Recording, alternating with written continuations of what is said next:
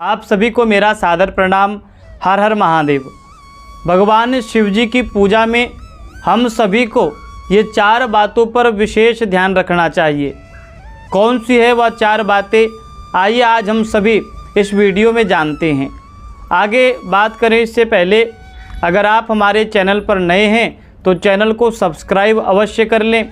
Video को ज़्यादा से ज़्यादा शेयर करें ताकि अन्य शिव भक्तों तक यह जानकारी पहुँचे। जब भी हम भगवान शिव जी की पूजा करें तो हमें 4 बातों का विशेष ध्यान रखना चाहिए।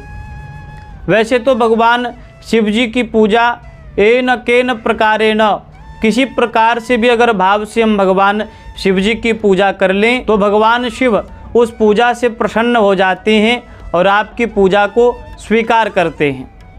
लेकिन फिर भी हम प्रयास करें कि हम जब भी पूजा करें तो शास्त्रोक्त विधि के साथ में हम भगवान शिव जी की पूजा करें। भगवान शिव जी की पूजा करते समय जो सर्वप्रथम बात हमें ध्यान में रखना चाहिए वह है कि आप जब भी भगवान शिव जी के समीप मंदिर में जाएं तो जब भी आप भगवान शिव जी की पूजा करें तो हमेशा शिवलिंग के दक्षिण भाग में बैठकर आपका मुख उत्तर दिशा की ओर होना चाहिए और आप शिवलिंग के दक्षिण भाग में ही बैठकर भगवान शिव जी की पूजा करें। शास्त्र कहता है कि हमेशा शिवलिंग की पूजा शिवलिंग के दक्षिण भाग में ही बैठकर भगवान शिव जी की पूजा करनी चाहिए।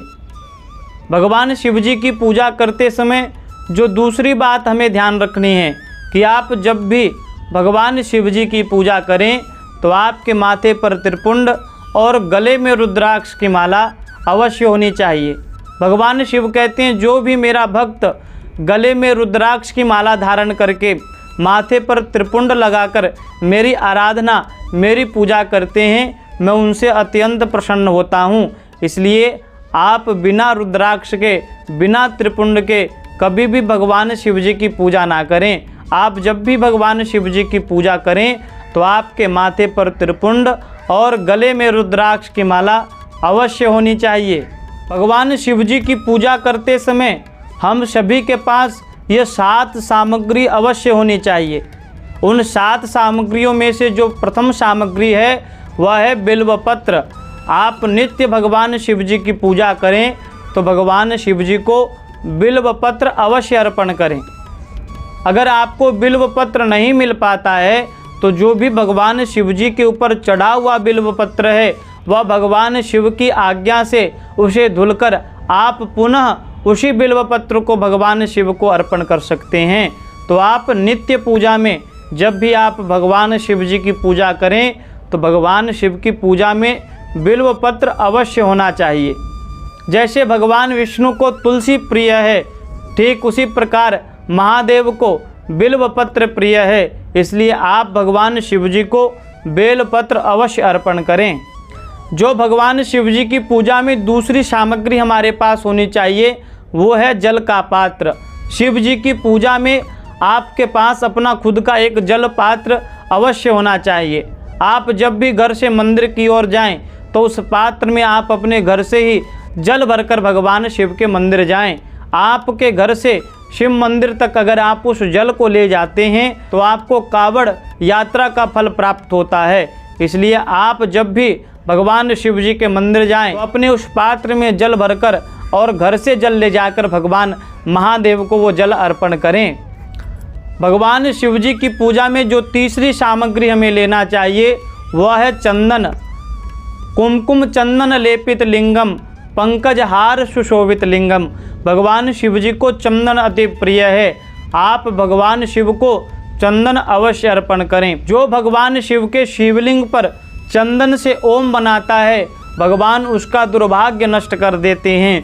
जो भगवान शिव को बेलपत्र पर चंदन लगाकर भगवान शिव को अर्पण करते हैं भगवान उनके सभी प्रकार के कष्टों का हरण करते हैं। और जो भगवान शिव के बचे हुए चंदन का तिलक करते हैं, जो आप भगवान शिव को चंदन अर्पण कर रहे हैं और अगर उस बचे हुए चंदन को आप अपने माथे पर अंकित कर लें तो उसे कभी भूत प्रेत पिशाच की योनियों में भटकना नहीं पड़ता।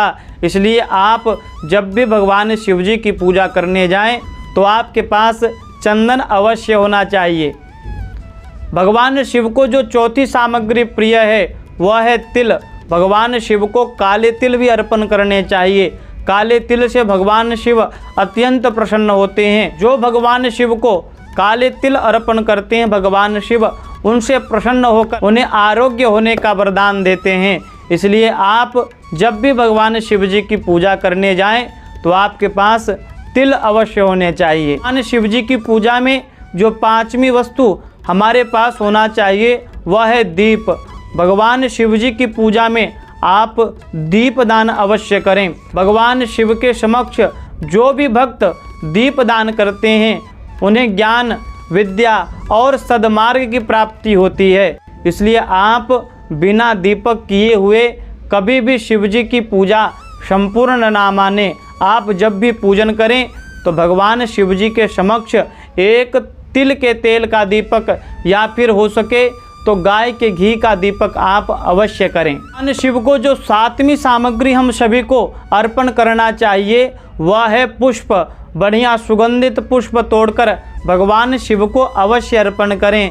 पुष्प के साथ आप भांग, दूब, शमी पत्र यह सभी भगवान शिव की पूजा में आप सभी को भगवान शिव जी को अवश्य अर्पण करना चाहिए।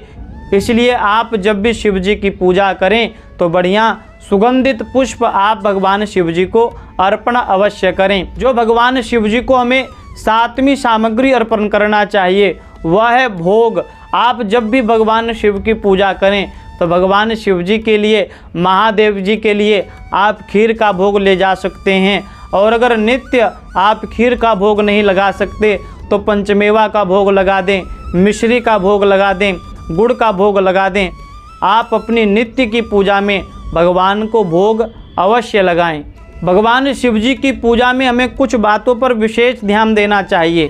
आप कभी भी, कई लोगों को हम देखते हैं वो खड़े खड़े भगवान शिव जी को जल चढ़ाते हैं और 2 मिनट में नमस्कार करके भगवान शिव जी को प्रणाम करके चले जाते हैं। ऐसा बिल्कुल भी नहीं करना चाहिए। आप जब भी भगवान शिव जी की पूजा करें तो कभी भी खड़े होकर भगवान शिव जी की, महादेव जी की पूजा नहीं करनी चाहिए।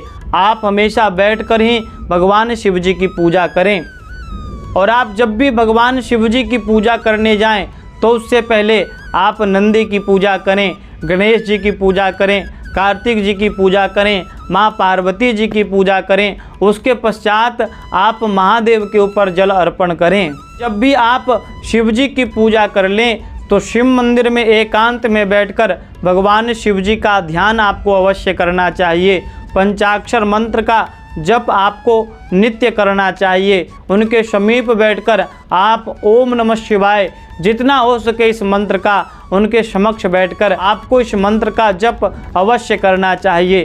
और जब आपकी पूजा संपूर्ण हो जाए तो पूजा करने के बाद परिदक्षिणा, परिक्रमा करना ना भूलें। परिक्रमा करने के बाद ही पूजा संपूर्ण मानी जाती है। यानि कानि च पापानि जन्मांतर कृतानि च तानि सर्वानि नश्यन्तु प्रदक्षिणम पदे पदे। यानी हमारे द्वारा ज्ञात और अज्ञात जितने पाप हुए हैं वह परिक्रमा करने से वह सभी नष्ट हो जाते हैं। इसलिए आप जब भी शिव जी की पूजा करें या फिर अन्य कोई पूजा करें तो उसमें परिक्रमा अवश्य करनी चाहिए। भगवान शिव जी की आधी परिक्रमा होती है। इसलिए आप जब भी शिव जी की पूजा करें तो भगवान शिव के समक्ष आपको परिक्रमा अवश्य करना चाहिए। मुझे विश्वास है कि आप सभी को इस वीडियो के माध्यम से कुछ नई जानकारी प्राप्त हुई होगी। अगर आपने अभी तक हमारे इस YouTube चैनल को सब्सक्राइब नहीं किया हो तो आप हमारे इस चैनल को सब्सक्राइब अवश्य कर लें। मिलते हैं ठीक इसी प्रकार की नई जानकारी को लेकर। तब तक के लिए हर हर महादेव।